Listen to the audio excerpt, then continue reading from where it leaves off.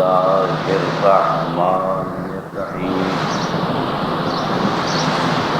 الحمد لله الذي بالعز شان المنيب ذي الجلال الواضح العظيم ذي الملك الفاخر الكريم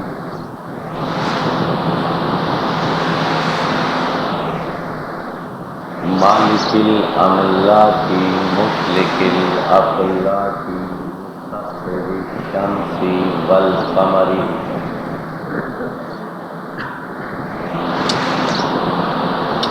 مكبر الليل والنهار ومكبر النهار على الليل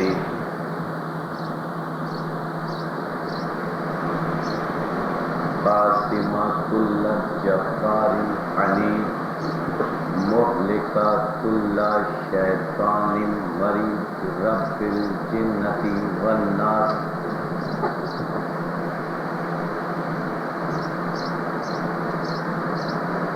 لا يذكره صراط المستصرخين لا يبلغه إلحاح المليحين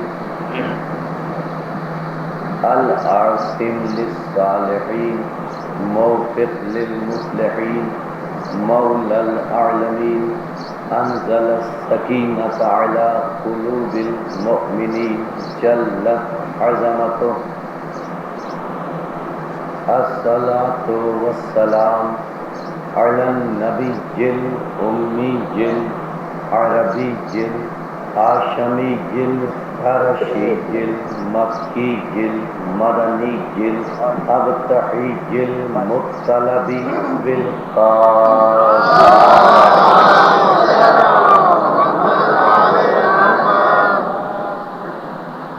الصلاة والسلام على أهل بيته الطيبين الطاهرين معصومين المظلومين المنتجبين المنتخبين المطهرين الذين أذهب الله عنهم الرجس وطهرهم تطهيرا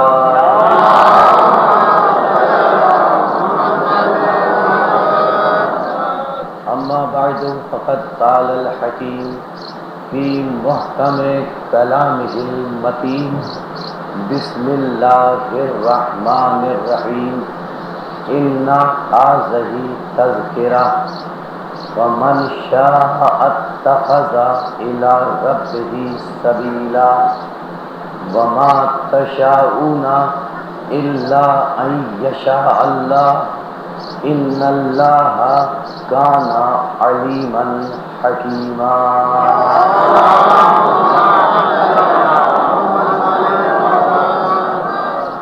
عزیزان گرامی مرتبت اور میرے نوجوان دوستوں، قرآن اور فلسفہ ذکر اہل بیت کے عنوان کے تحت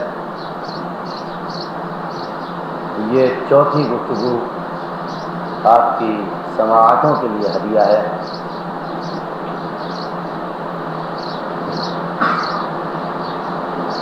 سورہ ہجر قرآن مجید کا 15واں سورہ، جس میں اللہ نے ارشاد فرمایا اِنَّا نَحْنُ نَزَّلْنَا الذِّكْرَ وَإِنَّا لَهُ لَحَافِظُونَ، کہ ہم نے قرآن نازل کیا ہے اور ہم اس قرآن کے محافظ ہیں۔ اللہ نے قرآن کی مکمل حفاظت کی ذمہ داری خود لی ہے۔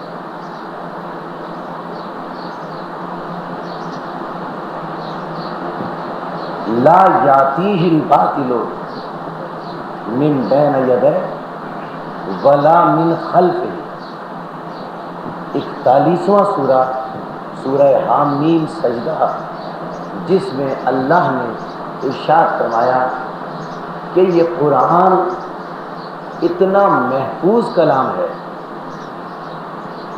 جس کی حفاظت کا اللہ نے وعدہ کیا ہے کہ لا یاتیہ الباطل بین یدیہ ولا من خلفہ، کہ کوئی باطل شے نہ اس قرآن میں سامنے سے داخل ہو سکتی ہے نہ عقب سے داخل ہو سکتی ہے۔ سورہ صف میں اللہ نے فرمایا انہ لتنزیل رب العالمین نزل بہ الروح الامین علی قلبک لتکون من المنذرین، کہ اللہ نے یہ قرآن اے رسول تمہارے قلب پہ نازل کیا، لتکون من المنذرین، اے رسول تاکہ تم ڈرانے والے قرار پاؤ۔ عزیزان محترم، قرآن اللہ کا محفوظ کلام ہے، اور قرآن اور اہل بیت میں ایک خاص ربط ہے۔ اگر قرآن کا ذکر کرنا، اگر قرآن کو پڑھنا عبادت ہے تو اہل بیت کا ذکر کرنا عبادت ہے۔ اگر قرآن کی طرف نظر کرنا عبادت ہے تو علی کے چہرے کی طرف دیکھنا عبادت ہے۔ رسول اس خاص ربط کی وضاحت کرتے ہوئے اپنے وصال اور انتقال سے پہلے یہ کہتے ہوئے اس کائنات سے جا رہے ہیں، توجہ، انی تارک فیکم الثقلین، کہ میں تم میں دو ثقلین چھوڑ کر جا رہا ہوں، دو ثقل چھوڑ کر جا رہا ہوں، کتاب اللہ وعطرتی اہل بیتی، ایک اللہ کی کتاب ہے اور دوسرے میرے اہل بیت۔ میں تم میں ثقل چھوڑ کر جا رہا ہوں، دو ثقل، تثنیے کا صیغہ استعمال کیا ختمی مرتبہ میں۔ توجہ عزیزان محترم، میں تم میں ثقلین چھوڑ کر جا رہا ہوں، یہ تثنیے کا صیغہ کسی دو اشیاء کے لیے اس وقت تک استعمال نہیں کیا جا سکتا جب تک ان دونوں چیزوں کا مزاج ایک نہ ہو۔ سبتین، صادقین، ظہرین، مغربین، چونکہ مغرب اور عشاء کی نماز کا مزاج ایک ہے، دونوں رات کی نماز ہیں، دونوں بالجہر اور بالاخفاء پڑھی جانے والی نماز ہیں، اس لیے مغرب اور عشاء کو ملا کر مغربین کہا گیا، مغرب اور ظہر کو ملا کر مغربین یا ظہرین نہیں کہہ سکتے، اس لیے کہ ظہر کا مزاج کچھ اور ہے، مغرب کا مزاج کچھ اور ہے۔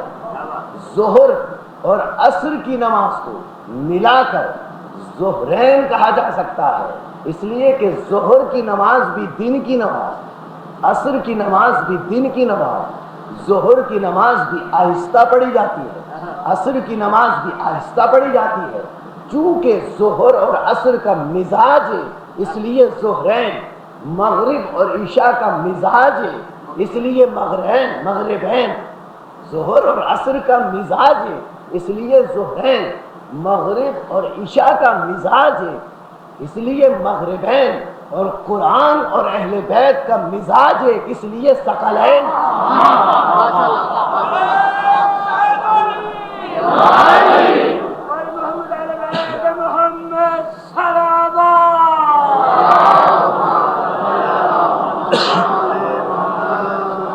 عزیزان محترم، توجہ چاہتا ہوں ایک اہم فکر کی طرف آپ کے اذہان عالیہ کو منتقل کرنا چاہتا ہوں۔ ارشاد فرمایا اور انہی منزلوں سے قافلہ سخن کو نتیجہ فکر کی طرف لے جانا چاہ رہا ہوں۔ انی تارک فیکم الثقلین، میں تم میں ثقلین چھوڑ کر جا رہا ہوں۔ رسول نے فرمایا کتاب اللہ و عطرتی، ثقل اول کتاب اللہ قرآن ہے، ثقل آخر اہل بیت ہے۔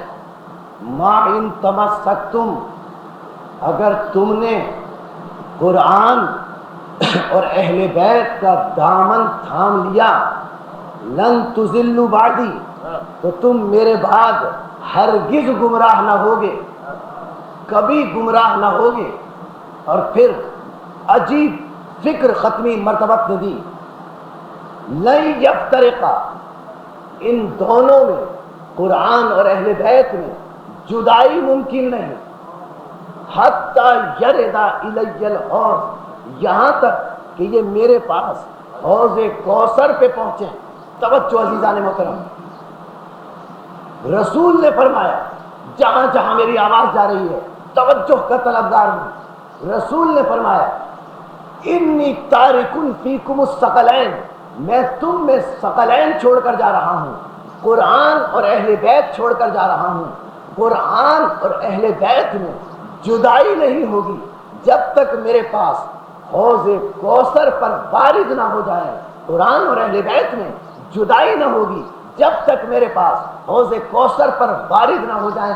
عزیزان محترم، یہ نہ کہا کیجئے کہ یہ حدیث اہل بیت کی شان میں ہے، توجہ چاہ رہا ہوں، یہ نہ کہا کیجئے، عجیب فکر آپ کے اذہان تک پہنچانا چاہتا ہوں، یہ نہ فرمایا کیجئے، یہ نہ کہا کیجئے کہ یہ حدیث اہل بیت کی شان میں ہے، نہیں، یہ حدیث، یہ فرمان اہل بیت کی شان میں نہیں ہے،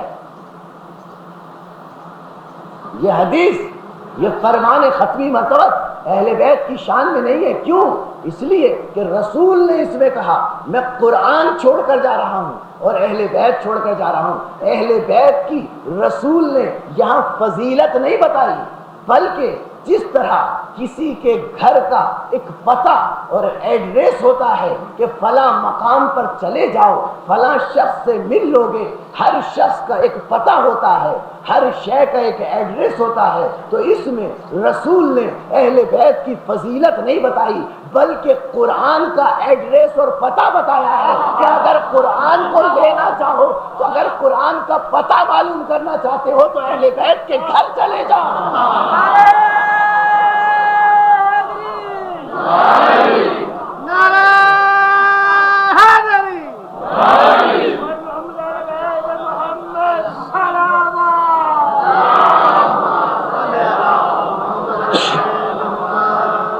اگر قرآن کا پتہ معلوم کرنا ہے کہ اس کا پتہ کیا ہے، کہاں قرآن ملے گا، رسول کہہ رہے ہیں اہل بیت کے دروازے پہ چلے جاؤ، یہ ہے قرآن کا پتہ، اور عارضی پتہ نہیں ہے۔ توجہ عزیزان محترم، ہر ایک کا ایک عارضی پتہ ہوتا ہے، ایک مستقل پتہ ہوتا ہے۔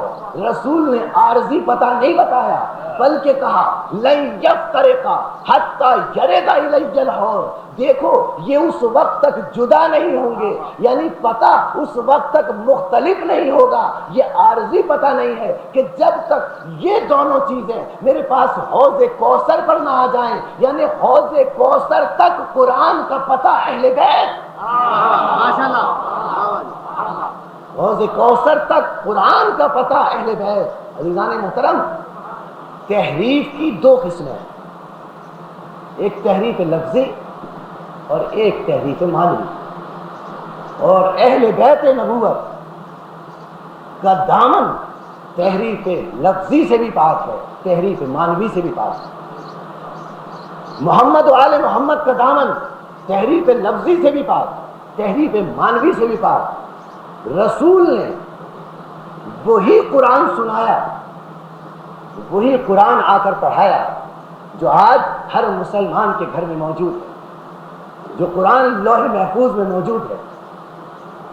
علی نے کعبے میں وہی قرآن پیدا ہونے کے بعد پڑھا جو لوح محفوظ میں ہے، علی نے وہی قرآن پڑھا قرآن کے نزول سے پہلے، ماشاءاللہ ماشاءاللہ، قرآن کے نزول سے پہلے جو لوح محفوظ میں تھا.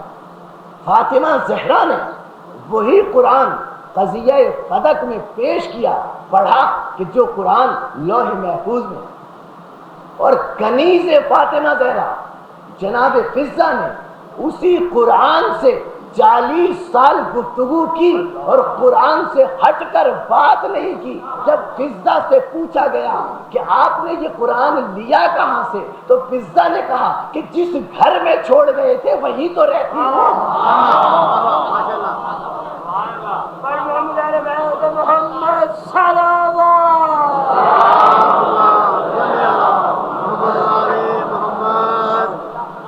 عزیزان محترم، قرآن مکمل ہے، اور جس کے عقیدے میں قرآن مکمل، اس کے عقیدے میں دین مکمل. جس کے عقیدے میں قرآن ہی مکمل نہیں، اس کے عقیدے میں دین مکمل کیسے ہو سکتا ہے؟ سورہ مائدہ کی معروف آیت مبارکہ ہے، الیوم یئس الذین کفروا من دینکم فلا تخشوہم واخشونی الیوم اکملت لکم دینکم واتممت علیکم نعمتی ورضیت لکم الاسلام دینا. اللہ نے ارشاد فرمایا ہے کہ آج کے دن، توجہ عزیزان محترم، آج کے دن کافر مایوس ہو گیا.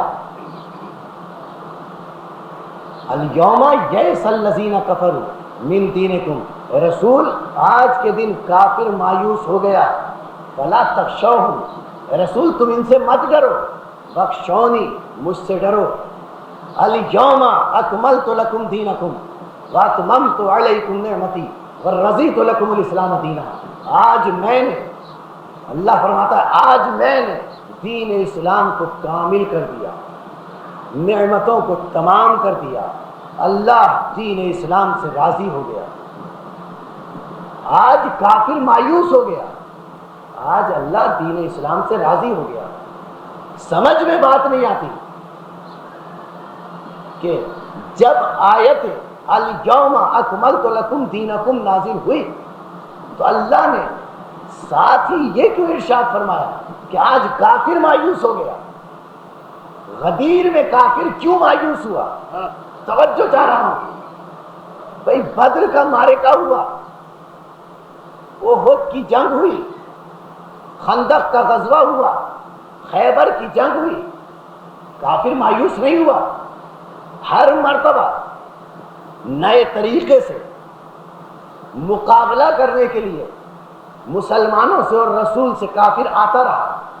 بدر میں مایوس نہیں، احد میں کافر مایوس نہیں، خندق میں کافر مایوس نہیں، خیبر میں کافر مایوس نہیں، حتیٰ کہ فتح مکہ کے موقع پر کافر مایوس نہیں. حالانکہ فتح مکہ کے موقع پر جب 10,000 کا لشکر جرار لے کر ختمی مرتبہ فاتح کی حیثیت سے مکے میں داخل ہوئے تو کافر کو مایوس ہو جانا چاہیے تھا، لیکن کافر مایوس نہیں ہوا، بلکہ کافر نے اپنا لباس بدل لیا. کافر مایوس نہیں ہوا، کافر نے اپنا لباس بدل لیا کہ یہ محمد، تاریخ میں یہ جملے موجود ہیں، یہ محمد کب تک زندہ رہیں گے؟ ایک دن تو انہیں مرنا ہے. جب یہ اس دنیا سے جائیں گے تو ان کے جانے کے بعد ہم اپنے دین پر پلٹ آئیں گے، اس لیے لباس بدل لیا. لیکن عزیزان محترم، جب رسول نے غدیر کے میدان میں علی کی مولائیت کا اعلان کیا، توجہ چاہ رہا ہوں نوجوان دوست توجہ فرمائیں، علی کی مولائیت کا اعلان کیا تو تاریخ کے یہ جملے ہمارے سامنے آئے کہ ایک منافق دوسرے منافق سے، ایک کافر دوسرے کافر سے، ایک مشرک دوسرے مشرک سے مخاطب ہو کر کہنے لگا یہ کیا ہوا؟ ہم تو یہ سمجھتے تھے کہ یہ محمد اس دنیا سے چلے جائیں گے تو ہم اپنے دین پر پلٹ آئیں گے، بدر میں کافر مایوس نہیں ہوا، اسے یقین تھا ہم اپنے دین پر پلٹ سکتے ہیں۔ احد میں یقین تھا ہم اپنے دین پر پلٹ سکتے ہیں۔ خندق و خیبر اور فتح مکہ میں یقین تھا کہ ہم اپنے دین پر پلٹ سکتے ہیں۔ لیکن جب رسول نے غدیر کے میدان میں کہا من کنت مولا ہو فہذا علی المولا، کہ جس کا میں مولا ہوں اس کا یہ علی مولا ہے، تو کافر کہنے لگا یہ کیا ہوا؟ ایک محمد نے ہم تو یہ سمجھ رہے تھے کہ یہ محمد چلا جائے گا تو ہم اپنے دین پر پلٹ آئیں گے، یہ کیا ہوا؟ غدیر کے میدان میں ایک محمد نے دوسرے محمد کو اپنا جانشین بنا دیا، یہ تو محمد دنیا سے جا ہی نہیں رہا۔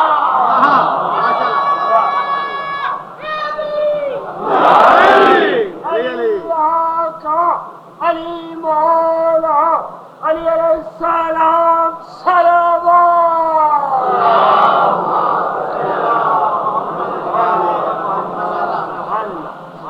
یہ تو محمد اس دنیا سے جا ہی نہیں رہا۔ توجہ، جہاں جہاں آواز جا رہی ہے اس دنیا سے جا ہی نہیں رہا۔ ان کا تو اول محمد، ایک محمد جا رہا ہے دوسرے محمد کو جانشین بنا رہا ہے۔ ان کا اول بھی محمد، اوسط بھی محمد، آخر بھی محمد، یہ کل کے کل محمد ہے، یہ سب کے سب محمد ہیں۔ تو اس منزل پر نوجوان دوستوں کی سماعتوں کے لیے ایک جملہ ہدیہ کر رہا ہوں کہ عزیزو، فضول بحث کرتے ہو جانشینی رسول کی، فضول ہے کہ کون جانشین ہے، تو اس بحث کی ضرورت ہی نہیں کہ کون رسول کا جانشین ہے۔ بھئی جانشینی کی بحث تو اس وقت کی جائے گی جب محمد دنیا سے چلا جائے گا۔ ابھی تو ایک محمد پردہ غیبت میں موجود ہے، جب وہ چلا جائے پھر بحث کرنا کون جانشین ہے۔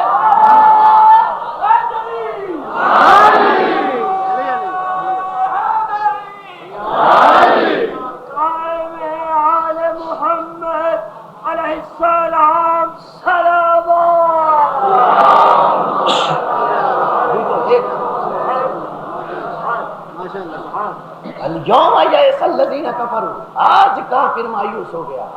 پھر اللہ نے فرمایا الیوم اکملت لکم دینکم واتممت علیکم نعمتی، آج دین اسلام مکمل ہو گیا، دین اسلام مکمل ہو گیا۔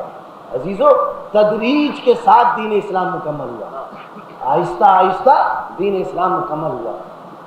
ایک دم تمام احکامات اسلام کے نافذ نہیں ہوئے، ایک دم نافذ نہیں ہوئے، بلکہ آہستہ آہستہ اسلام کے احکام نازل ہوئے۔ کبھی اللہ نے نماز کو فرض کیا، روزے کو فرض کیا، جہاد کو فرض کیا، حجاب کو فرض کیا، ہجرت کا حکم دیا۔ توجہ ہے نا عزیزان محترم، ایک ایک حکم اللہ دیتا رہا، لیکن تدریج کے ساتھ ایک دم اللہ نے اسلام کو نافذ نہیں کر دیا، ایک دم اللہ نے اسلام کو نافذ نہیں کیا۔ سورہ صافات قرآن مجید کا 37واں سورہ، اللہ نے، یہ سورہ صافات مکی سورہ ہے، یہ مکے میں نازل ہوا ہے۔ اللہ نے ارشاد فرمایا اذا قیل لهم لا الہ الا اللہ یستکبرون، جب ان مشرکوں سے کہا جاتا ہے کہ لا الہ الا اللہ کہو تو یہ تکبر کرتے ہیں اور لا الہ الا اللہ نہیں کہتے۔ توجہ فرمائے، پورے قرآن مجید سے مجھے یہ بتا دیں، جہاں جہاں میری آواز جا رہی ہے یہ بتا دیں کہ کلمہ جو مسلمان پڑھتے ہیں وہ قرآن میں کہیں ایک جگہ ہو یا ایک وقت میں کلمہ نازل کیا گیا ہو؟ نہیں، ایک وقت میں کلمہ نازل نہیں ہوا، بلکہ تدریج کے ساتھ نازل ہوا، آہستہ آہستہ نازل ہوا۔ پہلے مکے میں سورہ صافات کے حوالے سے 37واں سورہ قرآن مجید کا اللہ نے کلمے کا پہلا جز نازل کیا۔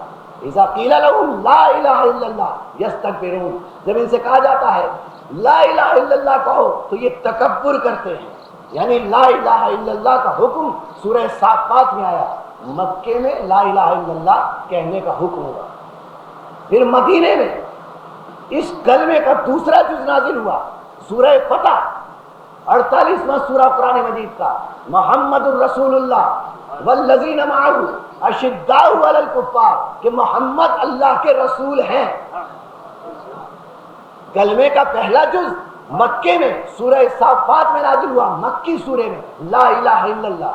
دوسرا جز مدینے میں نازل ہوا، محمد الرسول اللہ، لیکن ابھی کلمہ مکمل نہیں ہوا، آہستہ آہستہ نازل ہو رہا ہے۔ ابھی کلمہ مکمل نہیں ہوا، آہستہ آہستہ نازل ہو رہا ہے۔ اس کی دلیل کیا ہے کہ کلمہ ابھی مکمل نہیں ہوا؟ عزیزان محترم، ابھی دیکھیں، جب تک مکے میں تھے نجات سستی تھی، لا الہ الا اللہ کہہ دو نجات مل جائے گی، لیکن مدینے میں آئے تو نہیں، ارشاد ہوا محمد الرسول اللہ کہو، سورہ الفتح میں آیا، لیکن ابھی کلمہ مکمل نہیں ہوا، ابھی نجات اور مہنگی ہو رہی ہے۔ غدیر کے میدان میں ختمی مرتبہ آئے، الیوم اکملت لکم دینکم، اللہ نے فرمایا، اور رسول نے کہا من کنت مولاہ فہذا علی المولا، علی قولوا علی ولی اللہ، یا ایھا الرسول بلغ ما انزل الیک من ربک، آیت نازل ہوئی، رسول نے فرمایا من کنت مولا فہذا علی المولا، یعنی کہو قولوا علی ولی اللہ، یعنی مکے میں لا الہ الا اللہ کا حکم ہے، مدینے میں محمد الرسول اللہ کو ساتھ ملانے کا حکم ہے۔ کلمہ نہ مکے میں مکمل ہوا نہ مدینے میں مکمل ہوا، لیکن جب رسول نے کہا من کنت مولا فہذا علی المولا، یعنی کہو علی ولی اللہ، ادھر رسول کی زبان سے یہ جملہ نکلا، ادھر جبریل امین آئے، الیوم اکملت لکم دینکم واتممت علیکم نعمتی ورضیت لکم الاسلام دینا، ادھر اللہ کا اسلام مکمل ہوا، ادھر نبی کا کلمہ مکمل ہوا۔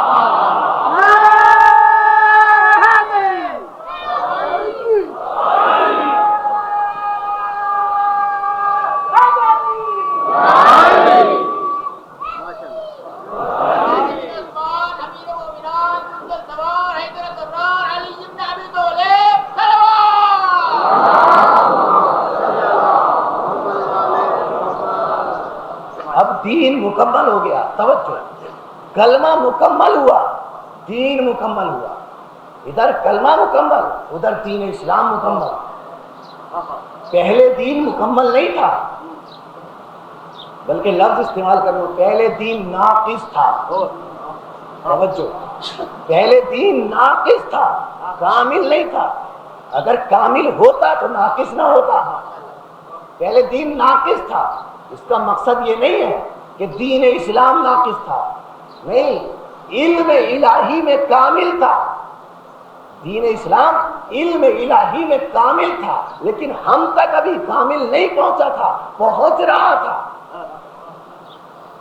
دین اسلام پہلے ناقص تھا، اس لیے کہ مکمل ہم تک نہیں پہنچا تھا، کامل طریقے سے ہم تک نہیں پہنچا تھا۔ اب ایک سوال کرنا چاہتا ہوں، جب دین اسلام ناقص تھا تو اس کو پہنچانے کے لیے، دین اسلام کی تبلیغ کے لیے، انسان تک، مسلمانوں تک دین اسلام کو پہنچانے کے لیے اللہ نے کس کا انتخاب کیا؟ اللہ نے کس کا انتخاب کیا؟ اللہ نے اس دین کو جو ابھی ناقص تھا پہنچانے کے لیے اس انسان کا انتخاب کیا جو اللہ کے بعد بزرگ ترین اور کامل ترین ہستی ہے، جس کا نام محمد عربی ہے، یعنی رسول کا انتخاب کیا جو کامل ترین انسان، کیا کرنے کے لیے؟ دین اسلام کو پہنچانے کے لیے، دین ناقص کو پہنچانے کے لیے۔ تو عزیزو، جب دین اسلام ناقص تھا تو اللہ نے اتنی احتیاط کی اس دین کو پہنچانے کے لیے، ایک کامل انسان کا انتخاب کیا۔ تو جب یہ دین اسلام کامل ہو جائے گا تو کیا اللہ اس دین کو ناقص کے حوالے کر دے گا؟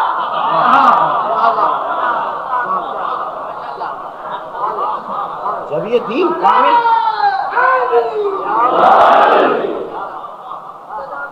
ارشاد ہوا، اسے ناقص کے حوالے نہیں کیا جائے گا، بلکہ اللہ کے تیور بدلے قرآن اور فلسفہ ذکر اہل بیت۔ عزیزان محترم، موضوع ذہن میں رہے تاکہ ایک نتیجہ فکر آپ کی خدمت میں عرض کرنے کی سعادت حاصل کروں، اللہ کے تیور بدلے، کیوں کہ کہیں یہ دین اسلام ناقص کے حوالے نہ ہو جائے، تیور اللہ کے بدلے۔ یا ایھا الرسول بلغ ما انزل الیک من ربک، اے رسول پہنچا دو اس حکم کو جو تم پر تمہارے پروردگار کی طرف سے نازل کیا گیا ہے۔ ذرا سی توجہ کریں، وَإِن لَّمْ تَفْعَلْ فَمَا بَلَّغْتَ رِسَالَتَهُ، کتنا عجیب انداز ہے اللہ کا۔ یہ پورے قرآن کی 6666 آیات میں سے واحد آیت ہے جس میں اللہ کے تیور رسول سے بدلے ہوئے، جس میں اللہ کا انداز رسول سے بدلا ہوا ہے۔ وَإِن لَّمْ تَفْعَلْ، اے رسول اگر تو نے یہ کام نہ کیا، تو اے رسول تو نے کوئی کام نہ کیا، اگر تو نے یہ کام نہ کیا تو تو نے کوئی کام نہ کیا۔ عزیزان محترم، رسول نے اتنے عرصے تبلیغ کی، اتنے پتھر کھائے، اتنی پریشانیاں اٹھائیں، اتنی دعائیں دی پتھر کھا کے، لیکن اللہ فرماتا ہے رسول اگر تم نے یہ کام نہ کیا تو کچھ نہ کیا۔ تو ایک کام کے نہ کرنے سے سارے کام رسول کے ضائع کیوں ہو گئے؟ توجہ عزیزان محترم، صرف ایک کام کے نہ کرنے سے رسول کے سارے کام، رسول کی پوری رسالت ضائع ہو رہی ہے۔ توجہ، یہ بالکل ایسی ہی بات ہے جیسے کسی شخص کو، اگر چھوٹی سی مثال دے دوں تاکہ بچے بھی سمجھ سکیں اور نوجوان دوست میرے، جیسے کسی شخص کو اگر 25 سال کے لیے ملازم رکھا جائے، توجہ ہے نا عزیزان محترم، 25 سال کے لیے ملازم رکھا جائے، وہ ملازمت پہ آئے، 2 دن ملازمت کرے اور اس کے بعد چلا جائے، تو کیا کہا جائے گا؟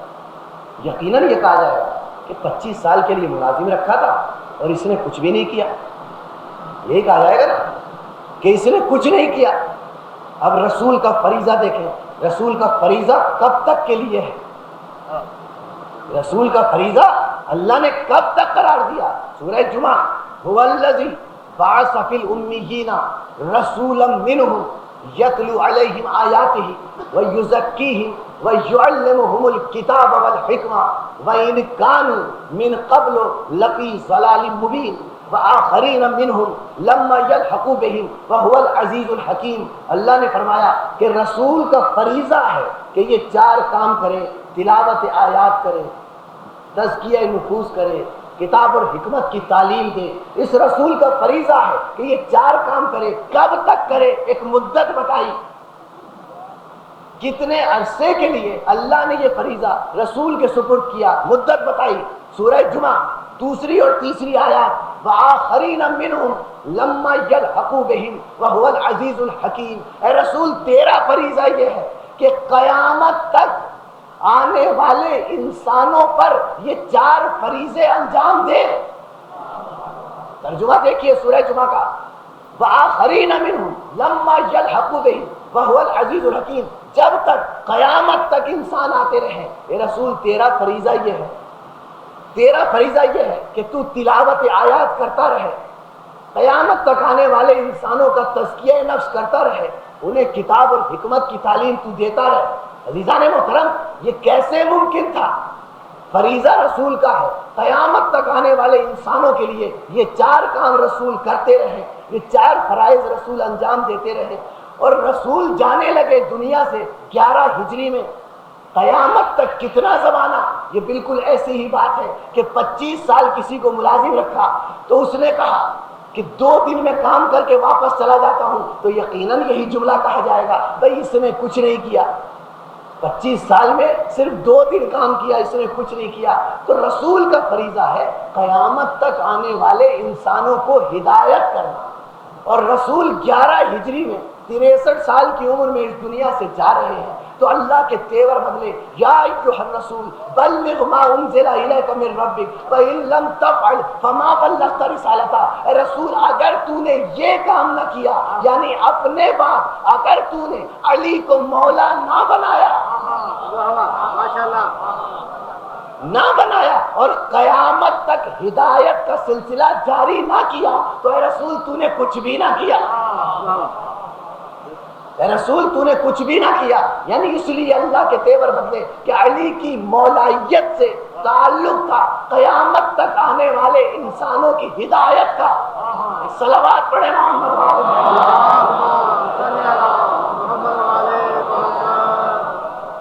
وَإِن لَمْ تَفْعَلْ، اگر تو نے یہ کام نہ کیا، یعنی من کنت مولا ہو فہذا علی مولا کہہ کر رسول نے قیامت تک آنے والے انسانوں کو ہدایت کر دی، قیامت تک آنے والے انسانوں کو ہدایت کر دی۔ اور رسول نے پھر دنیا سے جاتے ہوئے انی تارک فیکم الثقلین کہہ کر قیامت تک آنے والے انسانوں کو ہدایت کر دی، من کنت مولا ہو کہہ کر اور انی تارک فیکم الثقلین کہہ کر کہ دیکھو قرآن کے دامن کو بھی تھام لینا اور اہل بیت کے دامن کو بھی تھام لینا، قرآن کا دامن بھی تمہارے ہاتھ میں ہو، یعنی ایک ہاتھ میں قرآن ہو دوسرے ہاتھ میں اہل بیت کا دامن ہو۔ توجہ جملہ کر، ایک ہاتھ میں قرآن ہو اور دوسرے ہاتھ میں اہل بیت کا دامن ہو، دونوں چیزیں ساتھ ساتھ ہو، دونوں چیزیں تمہارے پاس ہو۔ تو ہم سے تو رسول نے یہ کہا کہ تمہارے ایک ہاتھ میں قرآن ہو اور دوسرے ہاتھ میں اہل بیت ہو، اور غدیر خم کے میدان میں ہم نے یہ دیکھا کہ رسول پالان شکر کے منبر کی طرف بڑھے تو اپنے دونوں ہاتھوں کو نیچے اٹھایا، اپنے دونوں ہاتھوں کو نیچے کیا۔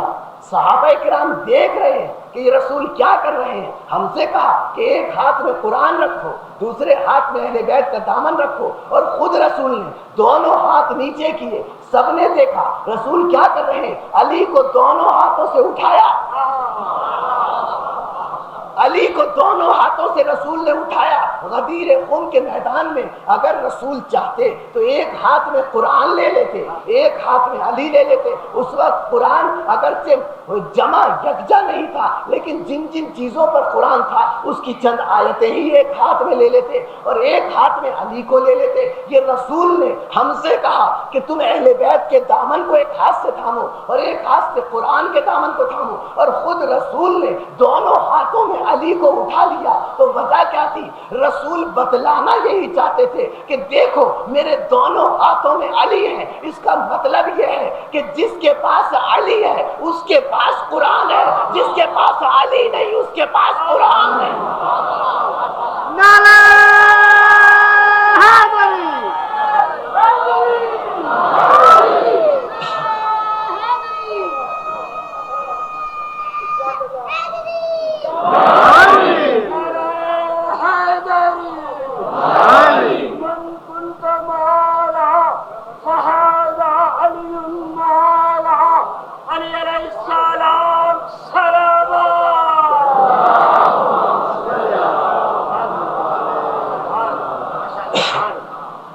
رسول نے علی کو اٹھایا، توجہ عزیزان محترم، رسول نے اپنے دونوں ہاتھوں پر علی کو بلند کیا۔ جب علی کو بلند کیا کس نے؟ رسول نے۔ تو رسول مجمع سے چھپ گئے، علی سامنے آ گئے۔ رسول غیبت میں چلے گئے، علی سامنے آ گئے۔ تو رسول بتلانا یہی چاہتے تھے کہ دیکھو جب میں غیبت میں چلا جاؤں تو یہ علی ہے، جب میں غیبت میں چلا جاؤں تو یہ علی ہے۔ کس علی کو بلند کیا؟ کس علی کو بلند کیا؟ اس علی کو کہ جس نے ایک ہاتھ سے 2 انگلیوں سے باب خیبر کو اکھاڑا۔ علی کو بلند کرنا رسول کی شجاعت کی دلیل ہے کہ یہ علی وہ ہے، یہ علی وہ ہے جس نے 2 انگلیوں سے باب خیبر اکھاڑا، اور یہ نبی وہ ہے جس نے اس فاتح خیبر کو ہاتھوں پہ بلند کیا۔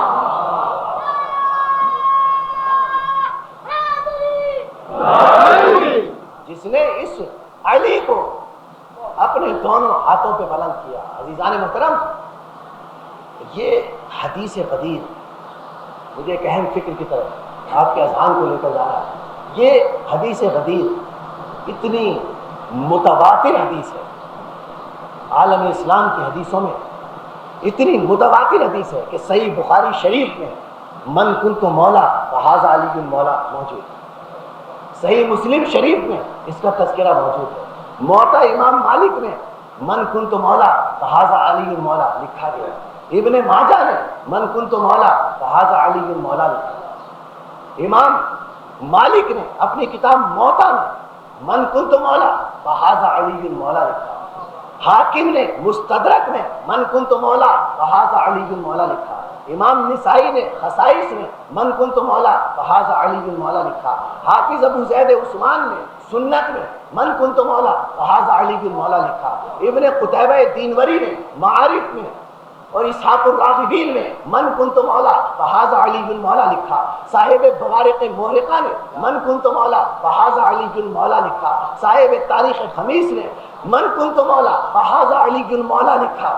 صاحب کنز الاعمال نے من کنت مولا فہذا علی المولا لکھا. صاحب کنز الاعمال نے من کنت مولا فہذا علی المولا لکھا.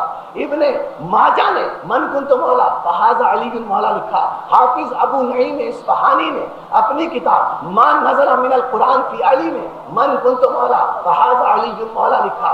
علامہ جلال الدین سیوطی نے تفسیر در منصور میں من کنت مولا فہذا علی المولا لکھا. محمد ابن جریر طبری نے اپنی تفسیر الکبیر میں من کنت مولا فہذا علی المولا لکھا. سلیمان بلخی حنفی نے ینابیع المودت میں من کنت مولا فہذا علی المولا لکھا. صاحب صواعق محرقہ شہاب الدین احمد ابن حجر مکی نے صواعق محرقہ میں من کنت مولا فہذا علی المولا لکھا. امام سعلوی نے اپنی تفسیر الکشف والبیان میں من کنت مولا فہذا علی المولا لکھا. علامہ سمبودی نے جواہر الاقدین میں من کنت مولا فہذا علی المولا لکھا. علامہ جلال الدین سیوطی نے ازالۃ الخلافہ میں من کنت مولا فہذا علی المولا لکھا. محمد ابن یوسف شافعی نے اپنی کتاب کفایت المطالب میں من کنت مولا فہذا علی المولا لکھا. علامہ علاء الدین سمنانی نے اپنی کتاب عروہ میں من کنت مولا فہذا علی المولا لکھا. کتاب اربعین میں علامہ جمال الدین شیرازی نے من کنت مولا فہذا علی المولا لکھا. حافظ ابو بکر بغدادی نے اپنی تاریخ جلد اول صفحہ 237 پر من کنت مولا فہذا علی المولا لکھا. جتنے بھی مورخین اسلام کے لکھنے والے ہیں وہ لکھ کر اپنا فرض ادا کر کے چلے گئے. اب ان کی یہ ذمہ داری نہیں ہے کہ مسلمان اسے پڑھے. انہوں نے اپنا فرض ادا کر دیا.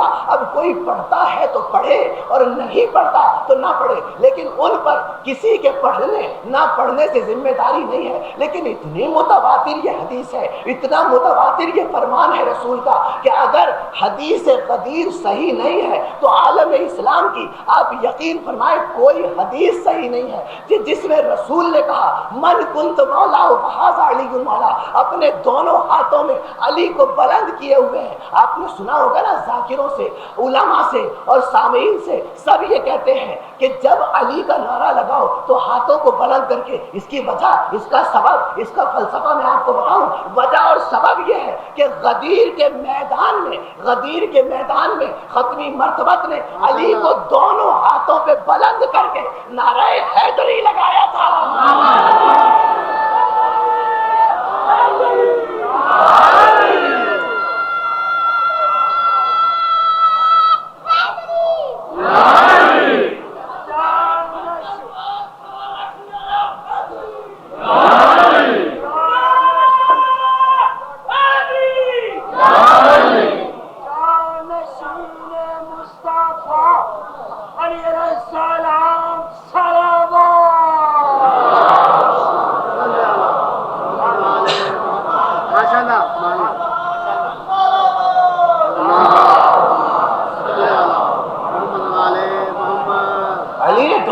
رسول نے دونوں ہاتھ بلند کیے تھے, پھر من کنت مولا ہو فہذا علی المولا کا نعرہ بلند کیا. لیکن عزیزان محترم, جب بات آ گئی ہے تو عرض کر دوں کہ اکثر صرف رسول کے فرمان کا غدیر کے یہی ایک حصہ اکثر پیش کیا جاتا ہے ممبروں سے.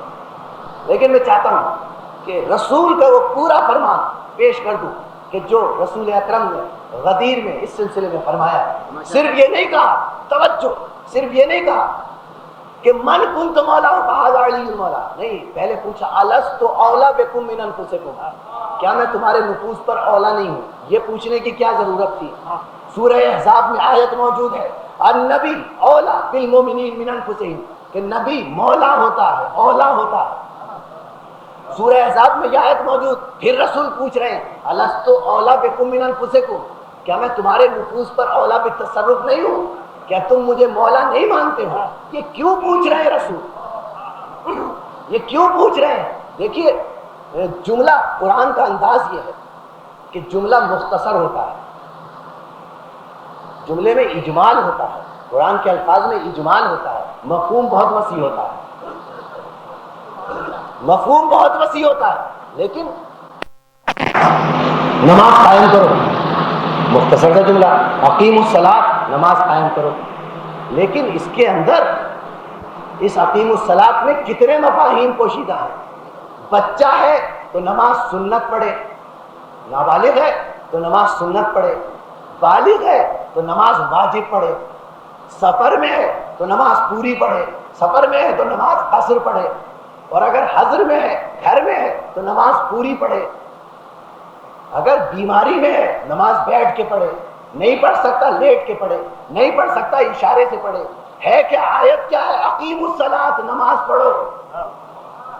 توجہ ہے نا عزیزان محترم؟ اقیم الصلاۃ، نماز پڑھو۔ مختصر سے دو الفاظ میں کتنا مفہوم موجود ہے، کتنا مفہوم موجود ہے۔ اب رسول نے کہا الست اولا بکم من انفسکم، کیا میں تمہارے نفوس پر اولا بالتصرف ہوں؟ جب انہوں نے کہا ہاں، تو اب رسول نے کہا جس کا میں مولا ہوں اس کا یہ علی مولا ہے۔ تو اب رسول جو پوچھ رہے ہیں الست اولا بکم من انفسکم، میں تمہارے نفوس پر اولا بالتصرف ہوں، اب رسول یہ نہیں پوچھ رہے ہیں کہ میں ہوں یا نہیں ہوں اولا بالتصرف، رسول یہ پوچھ رہے ہیں تم مسلمان ہو یا نہیں ہو۔ رسول یہ پوچھ رہے ہیں کہ تم مسلمان ہو یا نہیں ہو۔ رسول اس میں مفہوم کو سمیٹے ہوئے ہیں۔ من کنت مولا ہو فہذا علی مولا، جس کا میں مولا اس کا یہ علی مولا۔ تو رسول نے صرف اتنا نہیں کہا کہ جس کا میں مولا ہوں اس کا یہ علی مولا، بلکہ پورا فرمان رسول کا یہ ان اللہ، پہلے پوچھا الست اولا بکم من انفسکم، کیا میں تمہارے نفوس پر اولا بالتصرف نہیں؟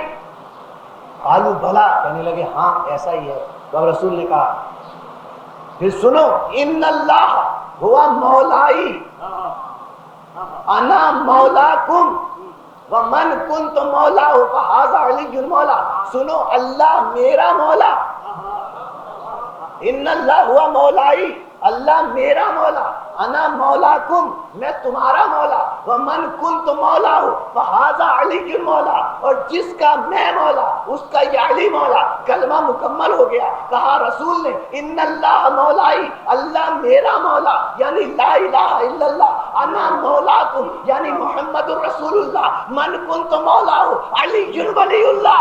ماشاءاللہ ماشاءاللہ۔ کلمہ مکمل ہو گیا۔ تو عزیزان محترم، رسول نے اب ہاتھوں کو بلند کر دیا، توجہ، رسول نے اب ہاتھوں کو بارگاہ الہی میں بلند کر دیا اور بلند کر کے کہا اللہم والے من والا ہو، آگے من آگاہ ہو، وانصر من نصر ہو، وخذل من خذل، اے اللہ اس سے محبت کرنا جو علی سے محبت کرنا، اسے رسوا کرنا جو علی کو رسوا کرنا، اسے نوازنا جو علی کو نوازے۔ عزیزان محترم، جملے کی بنیادی طور پر دو قسمیں قرار پاتی ہیں۔ جملہ جو ہوتا ہے کوئی بھی، اس کی دو قسمیں ہیں۔ میں کس طرح سے بات کو واضح کروں کہ ایک جملہ وہ ہوتا ہے کہ جو جملہ بیانیہ ہوتا ہے، جملہ بیانیہ۔ جملہ بیانیہ کا مطلب یہ جس میں کوئی بات بیان کی جائے، جس میں کوئی بات کہی جائے، وہ ہے جملہ بیانیہ۔ دوسرا جملہ جملہ دعائیہ، جس میں دعا کی جائے، وہ جملہ ہے جملہ دعائیہ۔ ایک کا تعلق ہے قول سے، کوئی بھی انسان بات کرے، اگر اس کا قول یا اس انسان کا بیان اس میں ہے تو وہ جملہ جملہ بیانیہ کہلائے گا، اور اگر اس جملے میں اس کی دعا ہے تو وہ جملہ دعائیہ کہلائے گا۔ توجہ عزیزان محترم، تو ہمارے رسول کے قول کی اقسام بھی، فرامین کی اقسام بھی انہی دو جملوں پر بنیادی طور پر مشتمل ہے۔ کہیں رسول کا بیان ہے، کہیں رسول کی دعا ہے۔ لیکن رسول کے بیان کی شان یہ ہے، جو رسول کا بیانیہ جملہ ہے کہ آپ دیکھیں 40 سال مشرکوں میں رسول رہے، 40 سال، اور جب بھی رسول نے کچھ کہا تو مشرک نے رسول کی بات کی تصدیق کی، یقین کیا۔ رسول کو صادق کہا نہیں کہا، رسول کو صادق کہا مشرک نے، صادق کہہ کر یہ بتایا مشرک نے کہ دیکھو ہمیں رسول کے فرمان پر یقین ہے۔ رسول کے قول کو جھوٹا نہیں کہا مشرک نے، بلکہ رسول کے قول کو سچا کہا مشرک نے کہ رسول سچا ہے، رسول صادق القول ہے۔ یعنی جو بھی رسول کا جملہ بیانیہ تھا اسے مشرک نے سچا جانا۔ مشرک رسول کے بیان کو سچا جانتا ہے، جبھی تو صادق کہا۔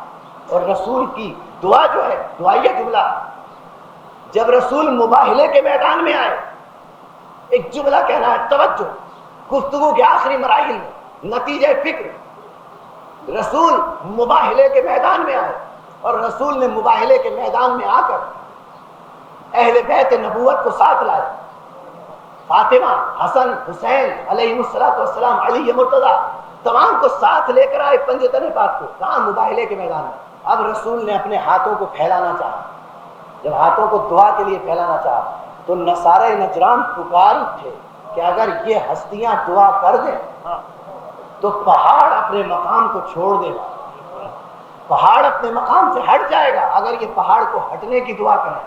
تو عزیزان محترم، یہ دعا ختمی مرتبت کی نصارہ نجران دیکھ رہے ہیں، تو نصارہ نجران مانتے ہیں اس بات کو، انہوں نے تسلیم کیا اس بات کو کہ اس رسول کی دعا کبھی رد نہیں ہوتی۔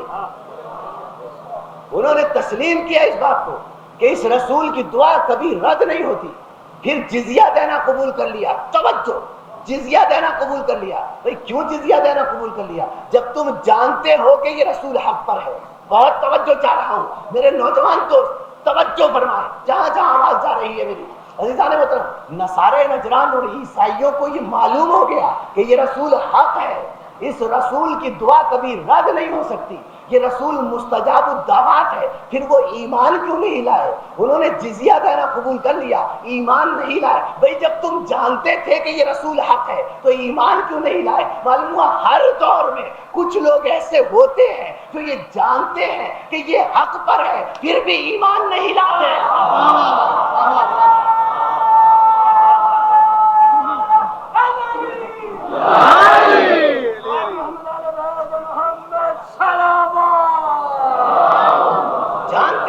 جانتے ہیں کہ یہ حق پر ہے پھر بھی ایمان نہیں لاتے ہیں۔ عزیزان محترم، لیکن عیسائیوں نے اور وہاں کے نصارہ نجران نے یہ بتلا دیا کہ یہ رسول مستجاب الدعوات ہے، ہمیں یقین ہے اس رسول کی دعا پر۔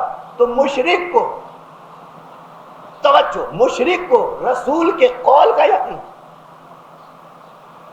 مشرک کو رسول کے بیان کا یقین، توجہ، مشرک کو رسول کے بیان کا یقین، اور عیسائیوں کو رسول کی دعا کا یقین۔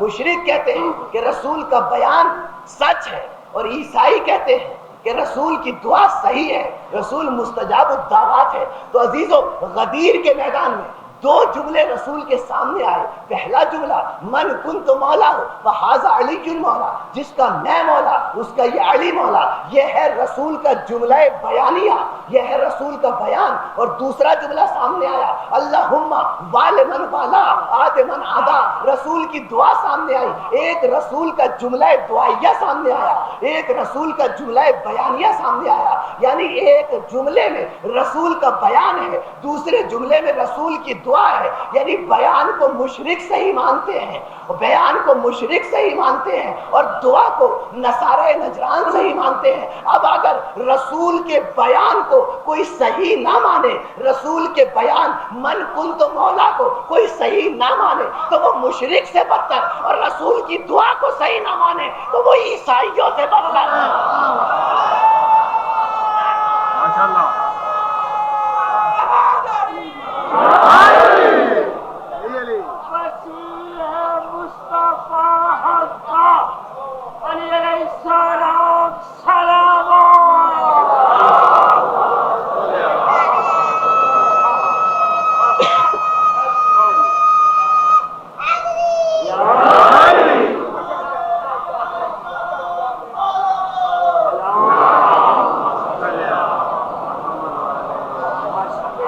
نصارہ نجران رسول کو مستجاب الدعوات مانتے ہیں. رسول اگر یہ کہہ دے کہ پہاڑ اپنی جگہ کو چھوڑ دے تو پہاڑ کہیں اپنی جگہ کو نہ چھوڑ دے. انہوں نے مستجاب الدعوات مانا. عزیزو اس شان سے رسول میدان میں گئے. آگے آگے رسول عربی ہے. حسن اور حسین رسول کے ساتھ ہیں کہ کہیں مستقبل کا مورخ یہ نہ کہہ دے. حسین کو ہاتھوں میں اٹھایا ہوا ہے, حسن کی انگلی پکڑی ہوئی ہے. رسول کی نگاہیں مستقبل پر ہیں کہ کہیں مستقبل کا منافق مورخ یہ نہ کہہ دے کہ بچے تھے ماں باپ کے ساتھ چلے گئے تھے. اس لیے حسین کو خود گود میں اٹھایا, حسن کی خود انگلی پکڑی. پھر جناب فاطمہ زہرا رسول کے عقب میں ہے, ان کے عقب میں علی مرتضیٰ ہے. عزیزان محترم, اس شان سے فاطمہ زہرا جا رہی ہے. منزلت فاطمہ زہرا کی ذرا تصور تو فرمائیں, کیا مقام ہے جناب فاطمہ کا, کیا منزلت ہے جناب فاطمہ کی کہ جناب رسالت مآب آگے ہے, جناب فاطمہ ان کے عقب میں ہے, اور جناب فاطمہ کے عقب میں علی مرتضیٰ ہے. تو جب چل رہے ہیں میدان مباہلہ میں تو کیا شان ہوگی چلنے کی. رسالت نے قدم رکھا, رسالت نے قدم رکھا. جب رسالت نے آگے قدم رکھا تو رسالت کے قدم کے نشان پہ فاطمہ نے قدم رکھا. سنے زمانہ فاطمہ زہرا کسے کہتے ہیں؟ رسالت قدم رکھتی ہے جو نقش قدم رسالت پر قدم رکھے. اور پھر جناب فاطمہ نے قدم آگے بڑھایا تو علی نے فاطمہ کے قدم پر قدم رکھا. فاطمہ کسے کہتے ہیں؟ فاطمہ اسے کہتے ہیں جو خود نقش رسالت پہ چلتی ہے اور امامت فاطمہ کے نقش قدم پہ چلتی ہے.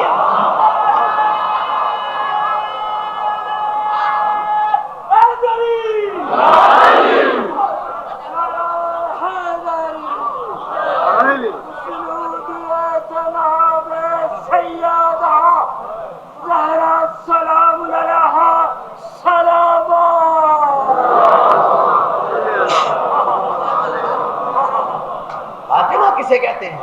جس کے نقش قدم پر امامت چلتی ہے, جس کے نقش قدم پہ امامت چلتی ہے اسے فاطمہ کہتے ہیں.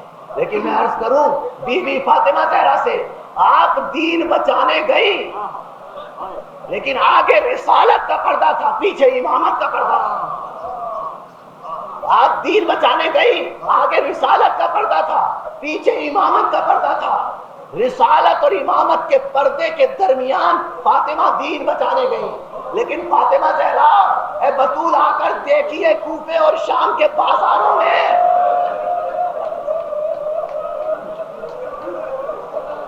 آ کر دیکھیے کوفے اور شام کے بازاروں میں زینب کس شان سے جہاد کر رہی ہے. شہزادی بطول نے جہاد کیا, شہزادی بطول نے جہاد کیا, لیکن خاندان کے رسم و رواج کے مطابق, اسلام کی شریعت کے مطابق جہاد کیا. لیکن زینب نے خاندانی روایتوں سے ہٹ کر جہاد کیا.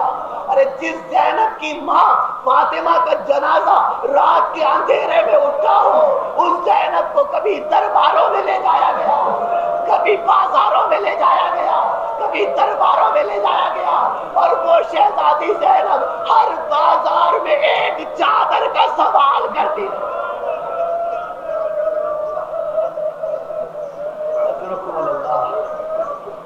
عزیزوں,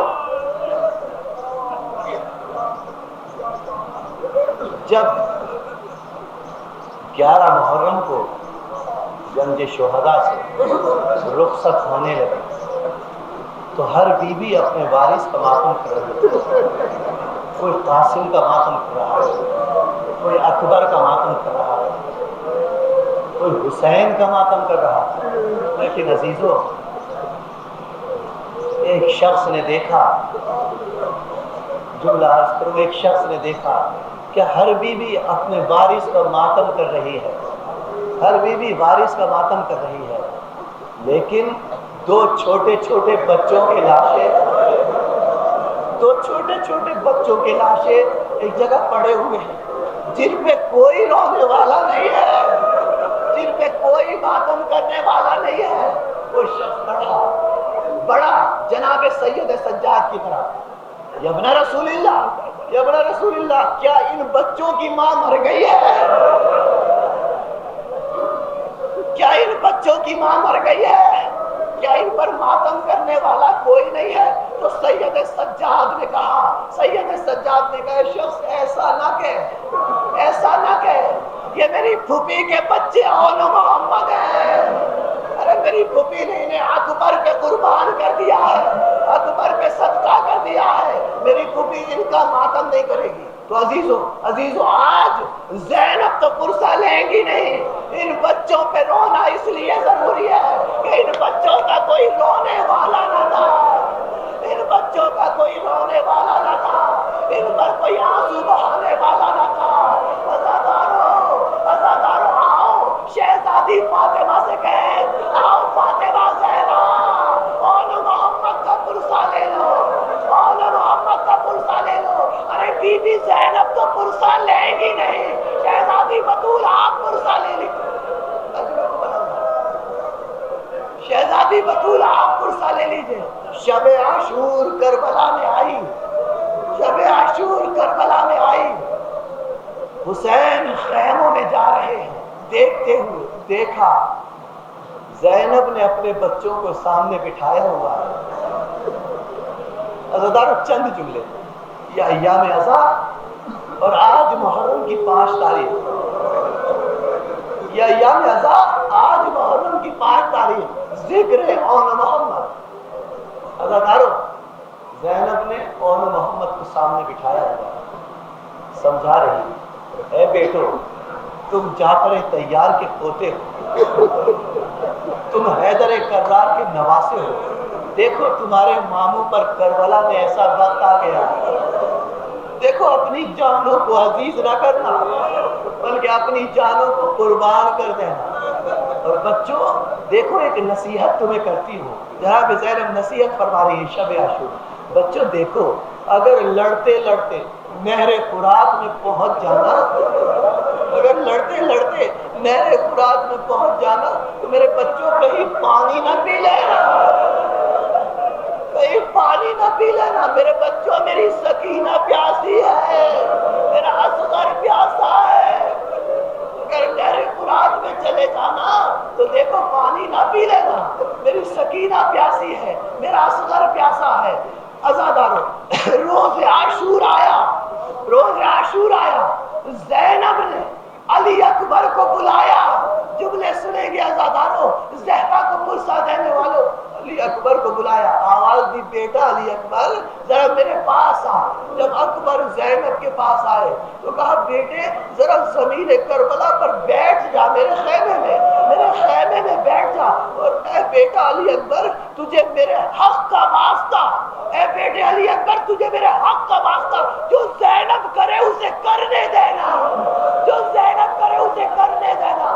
اکبر کو کربلا کی زمین پہ بٹھا دیا، زینب نے اپنے خیمے میں بٹھا دیا اور آواز دی بھیا عباس، بھیا عباس میرے پاس آؤ۔ جب عباس آئے، جب عباس آئے تو زینب نے کہا بھیا عباس اون کو تم گود میں اٹھاؤ، اون کو تم گود میں اٹھاؤ، محمد کو میں گود میں اٹھاتی ہوں۔ عباس نے اون کو گود میں اٹھایا، محمد کو زینب نے گود میں اٹھایا، اکبر زمین پر بیٹھے ہوئے ہیں، زینب اپنے حق کا واسطہ دے چکی ہے۔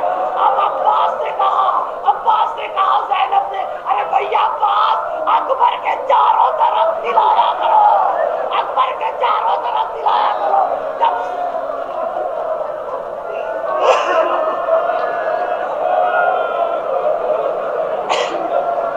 اکبر کے چاروں طرف دلایا کرو۔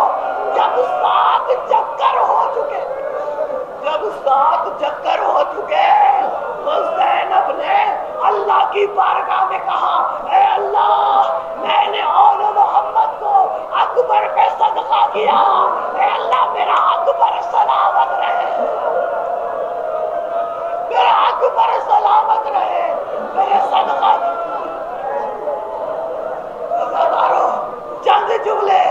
چند جملے فاطمہ زہرا کہیں بیٹھی ہوئی اور محمد کا پرسہ لے رہی ہوگی، بیٹھی ہوئی آل محمد کا پرسہ لے رہی ہوں گی.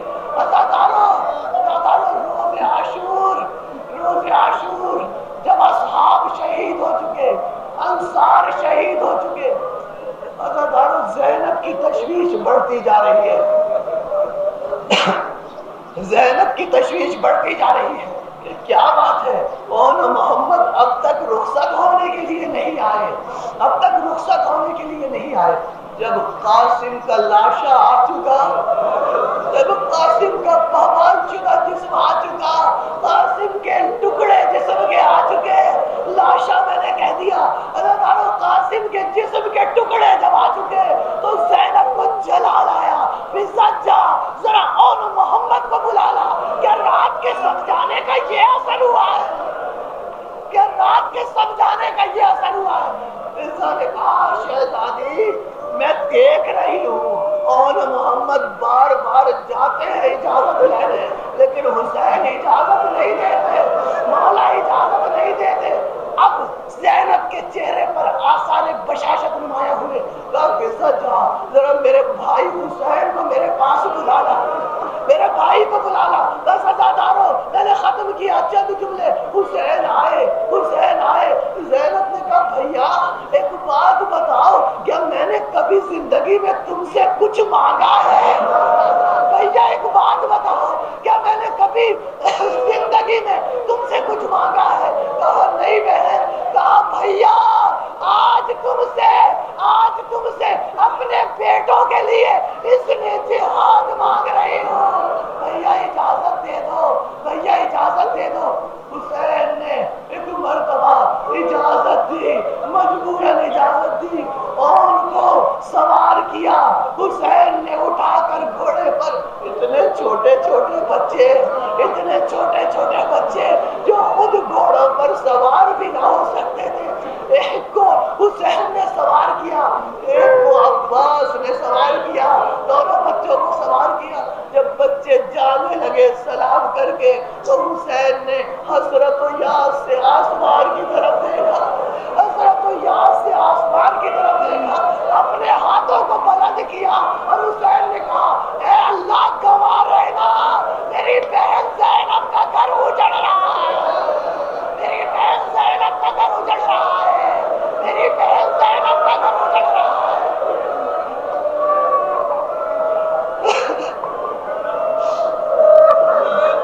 زینب کی قربانی، عزادارو زینب کی قربانی. ارے زینب نے اس شان سے قربانی دی. عزادارو قربانی حسین نے بھی دی، قربانی حسین نے بھی دی، قربانی زینب نے بھی دی، لیکن ایک فرق ہے، ایک فرق ہے حسین کی قربانی میں اور زینب کی قربانی میں کہ حسین کی نسل آج باقی ہے لیکن زینب کی نسل باقی، زینب کی نسل باقی نہیں ہے. عزادارو دونوں بچے لڑتے ہوئے پہنچے. اس شام سے جعفر طیار کی جنگ دکھائی، اس شام سے حیدر کرار کی اون محمد نے جنگ دکھائی کہ دشمن ان بچوں سے بھاگے بھاگے پھر رہے ہیں. اون محمد لڑتے ہوئے دشمن کو بھگاتے ہوئے نہر فرات میں پہنچے، نہر فرات میں پہنچے. عزادارو 3 دن کے بھوکے اور پیاسے بچے تھے، چھوٹے چھوٹے بچے تھے، نہر فرات میں پہنچے. عزادارو بڑا بھائی اپنا فرض ادا کرتا ہے، بڑا بھائی چھوٹے بھائی سے کہتا ہے بھیا دیکھو کہیں پانی نہ پی لینا، بھیا دیکھو کہیں پانی نہ پی لینا. اماں نے کہا تھا کہ پانی نہ پینا ورنہ دودھ نہ بخشے گی، اماں نے کہا تھا پانی نہ پینا. ہمارا بھائی اصغر پیاسا ہے، ہماری بہن سکینہ پیاسی ہے. بڑا بھائی چھوٹے بھائی سے کہتا ہے پانی نہ پی لینا، پانی نہ پی لینا. تو چھوٹے بھائی کا جملہ سنیں گے. چھوٹا بھائی کہتا ہے بھیا میں پانی پینے کا ارادہ نہیں کر رہا، میں پانی پینا نہیں چاہتا، لیکن بھیا میں یہ سوچ رہا تھا کہ کاش سکینہ کا مشکیزہ لے آتا، میں سوچ رہا تھا کہ کاش سکینہ کا مشکیزہ لے آتا تاکہ اپنی بہن کے پاس پانی لے جاتے، تاکہ اپنی بہن کے پاس پانی لے جاتے. عزادارو پسر سعد نے جب دیکھا کہ بچوں نے پانی پہ قبضہ کر لیا ہے، پکار کر کہنے لگا کہ تمہیں پتہ نہیں کہ یہ کون بچے ہیں؟ تمہیں پتہ نہیں یہ کون بچے ہیں؟ جاؤ مل کر حملہ کر دو۔ تمام نے اہل لشکر واپس آیا، آ کر چھوٹے چھوٹے بچوں پر اور محمد پر 3 دن کے بھوکے اور پیاسے بچوں پر حملہ کر دیا۔ عزادارو، اب اون اور محمد گھوڑوں پر نہ سنبھل سکے، آواز دی یبنا رسول اللہ، مامو جان مدد کے لیے آئیے۔ ایک مرتبہ حسین مدد کے لیے عباس کو لے کر آگے بڑھے، حسین بھی ساتھ ہے، عباس بھی ساتھ ہے، دونوں اون محمد کے قریب پہنچے، اون محمد کے قریب پہنچے۔ اون محمد میں ابھی جان باقی ہے، اون محمد میں ابھی جان باقی ہے۔ زمین پر زینب کی اولاد، ارے زینب کے نونہار زمین پر ایڑیاں رگڑ رہے ہیں۔ عباس اور حسین پہنچے، دونوں بچوں کے سرانے پہنچے۔ حسین نے اون محمد کے سر کو زانو پہ رکھا، محسوس کیا، عزادارو محسوس کیا حسین نے اور عباس نے محسوس کیا کہ بچے کچھ کہنا چاہ رہے ہیں، لیکن بچوں کی آواز بلند ہو کر نہیں نکل رہی ہے۔ چند جملے عزادارو، آخری جملے، حسین اور عباس نے محسوس کیا کہ بچے کچھ کہنا چاہتے ہیں۔ بچوں کے ہاتھ خون آلودہ ہے، خون میں بکھرے ہوئے ہیں، اور ایک مرتبہ بچے ہاتھ اٹھاتے ہیں، زبان چاہتے ہیں، بولنا چاہتے ہیں، لیکن کہہ نہیں پاتے۔ ایک مرتبہ بچوں نے اون نے حسین کی طرف اشارہ کیا، آخری جملے عزادارو، حسین کی طرف اشارہ کیا کہ مامو جان ذرا اپنا کان قریب لائیے، ہم آپ سے کچھ کہنا چاہتے ہیں۔ محمد نے عباس کی طرف اشارہ کیا، چھوٹے مامو ذرا کان قریب لائیے، میں آپ سے کچھ کہنا چاہتا ہوں۔ حسین نے اون کے قریب اپنا کان کیا، عباس نے محمد کے قریب اپنا کان کیا۔ اب جو اپنے کان کو قریب کیا ان کے چہروں کے، تو عزادارو دونوں بچوں نے یک ساختہ ایک آواز میں ایک ہی جملہ کہا، مامو جان آپ گواہ ہے نا، مامو جان آپ گواہ ہے نا کہ ہم نے پانی نہیں پیا، مامو جان آپ گواہ ہے نا کہ ہم نے پانی نہیں پیا، ہم نے پانی نہیں پیا، ہم نے پانی نہیں پیا۔ بچوں میں گواہ ہوں، تم نے پانی نہیں پیا۔ عزادارو، بچے دنیا سے گئے، لاشوں کو حسین نے اٹھایا، ایک مرتبہ خیمہ زینب کی طرف بڑھے، فضہ زینب کے پاس پہنچی، شہزادی تیرا گھر اجڑ گیا، شہزادی تیری نسل ختم ہو گئی۔ ارے جناب زینب سجدے میں گری ہوئی ہے، اے اللہ تیرا شکر ہے، زینب کی کمائی ٹھکانے لگی، تو نے زینب کی قربانی کو قبول کیا۔ حسین لاشوں کو لے کر خیمے میں آئے، لاشوں کو لے کر خیمے میں آئے، زینب بہن تیرے بچوں کے لاشیں لایا ہوں، تیرے بچوں کے لاشیں لایا ہوں۔ آخری جملے زینب کہتی ہے، بھیا میں ان بچوں کو ہاتھ نہ لگاؤں گی، میں ان بچوں کو ہاتھ نہ لگاؤں گی، لیکن بھیا کہیں میرے بچوں نے پانی تو نہیں پی لیا، میرے بچوں نے پانی تو نہیں پی لیا۔ حسین نے کہا، بہن میں امام وقت ہوں، میں گواہی دیتا ہوں، تیرے بچوں نے پانی نہیں پیا، تیرے بچوں نے پانی نہیں پیا۔ اب زینب نے ایک ہاتھ اون کے سینے پہ رکھا، دوسرا ہاتھ محمد کے سینے پہ رکھا، ارے بچوں تم نے مجھے راضی کر دیا، تم نے مجھے راضی کر دیا۔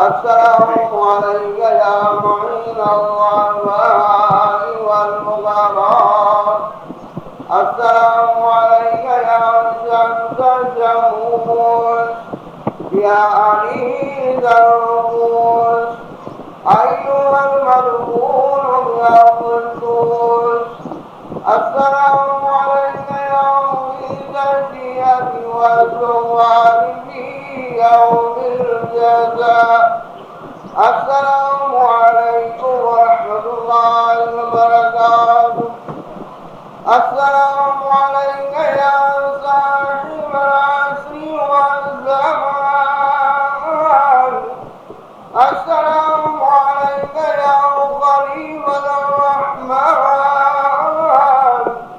السلام عليك يا إمام الإنس والجان السلام